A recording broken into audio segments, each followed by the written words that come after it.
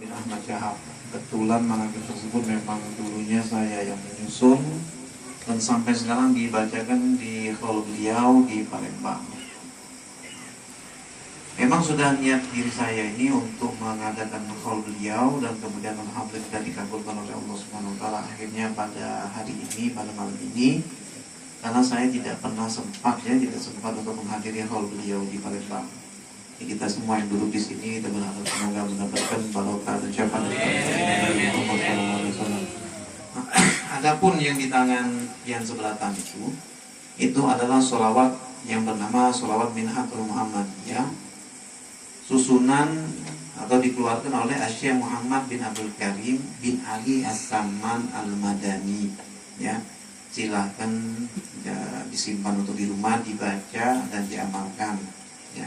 Adapun yang di sampingnya itulah sanad sholawat daripada Syekh Muhammad Samman. Memang kami mendapatkan sanad sholawat sanad daripada kitab sholawat kitab Syekh Muhammad Samman, dua kitab An-Nabatul Ilahiyah dan kitab Ighasatul Lahfan, juga ratib beliau, juga maulid beliau yaitu Siratul Habib, ya. Dan peninggalan daripada Syekh Muhammad Samman sampai wahini masih disimpan di rumah Al-Akhal Karim Muhammad bin Abi bin Syahab tadi yang berceramah tadi, di satu mangkuk makanan daripada Syekh Muhammad bin Abdul Karim As-Samman yang dibawa oleh As-Sayyid Al-Habib atau Al-Ma'ruf bi Syekh Abdus Samad bin Abdurrahman Al-Palembani Al-Ahdal yang berasal daripada Zabid. Berbicara mengenai Habib Umar ini, beliau adalah wali min awliyaillah, orang yang arif, orang yang tawadhu dan bermakom kepada makom tawush. Tawush ini susah untuk diceritakan karena tahu siapa atau bagaimana wali-wali tawush ini sulit untuk dipahami oleh orang awam. Sedangkan mengenai wali-wali Allah tawush ini itu dituliskan atau diterangkan oleh Syekh Abdullah As'ad Al-Jabi dalam kitab beliau yang bernama Rawdatul Rayyahin. Ulun belajar dengan Habib Umar ini selama 7 tahun.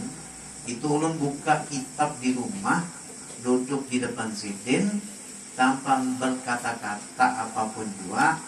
Persis apa yang ulun pelajari itulah yang disampaikan oleh sidin. Ulun belajar sampai beberapa tahun, 4 tahun sampai 6 tahun kemudian, itu ulun pun kada tahu namanya kasyaf, kada tahu. Sampai ketika ke Jakarta baru ulun tahu bahwa itulah yang dinamakan kasyaf, baru tahu. Jadi memang dari syarah beliau lah juga diadakannya maulid 40 malam yang ulun laksanakan sampai wah ini pun masih berlangsung sampai ribuan rumah, bukan 40 hari lagi.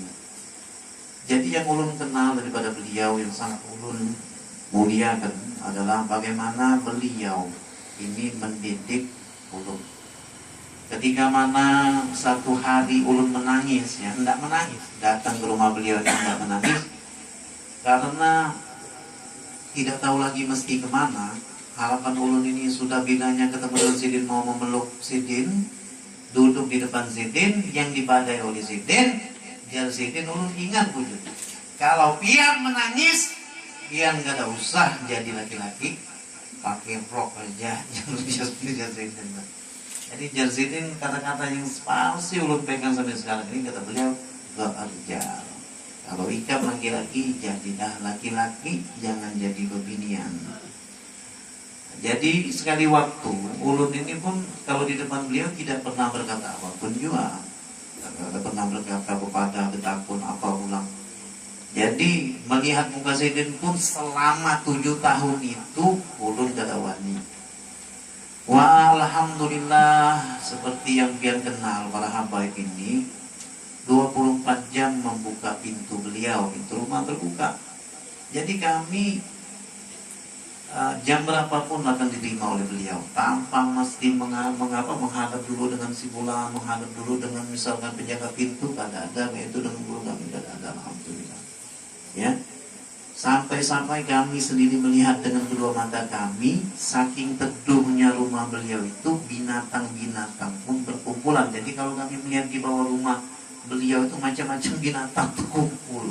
Ada anjing, ada monyet, ada bebek, macam-macam, sampai ada buaya. Jadi kami pun bertanya kepada Habib Umar, kenapa lah binatang itu kumpul pada rumah kalian? Tersenyum Habib Umar itu, karena mereka numpang berteduh di beliau ini. Kami pun paham bahwa beliau, maka binatang-binatang ini pun merasa dinginnya keberkahan rumah beliau, sampai-sampai ingin singgah di rumah Sidin itu ya. Nah, jadi ulun sedemikian memegang kuat adab kepada beliau, pernah bertakun di dalam hati ya. Jadi satu hari ulun datang ke Wadah Sidin, diajaklah makan oleh Sidin, sampai di satu sampai di meja. Jadi bilanya Sidin ini menyendok makanan, itu dahulu Sidin dari ulun, Sidin dulu makan, baru ulun makan, baru menyendok nasi. Habib Umar menyendok nasi terdahulu, baru ulun menyendok nasi. Dalam pikiran, dalam hati ulun waktu itu, tahukah Habib Umar nih ulun menghormati beliau sedemikian sampai segitunya.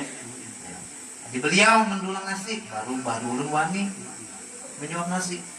Sidin menyuap nasi, baru ulun belah wani menyuap nasi. Pada waktu hati ulun mengucap seperti itu, tangan beliau menyuap nasi ini berhenti di tengah. Turun pulang sekali. Ulun kan turun lagi, semua turun lagi juga. Sekali, 2 kali, turun lagi. Tangan ulun turun lagi, 3 kali. Sidin berkata lawan ulun, kira-kira ya Rofik, ulun tahu kan ada adabnya lawan ulun. Yang ulun tenang.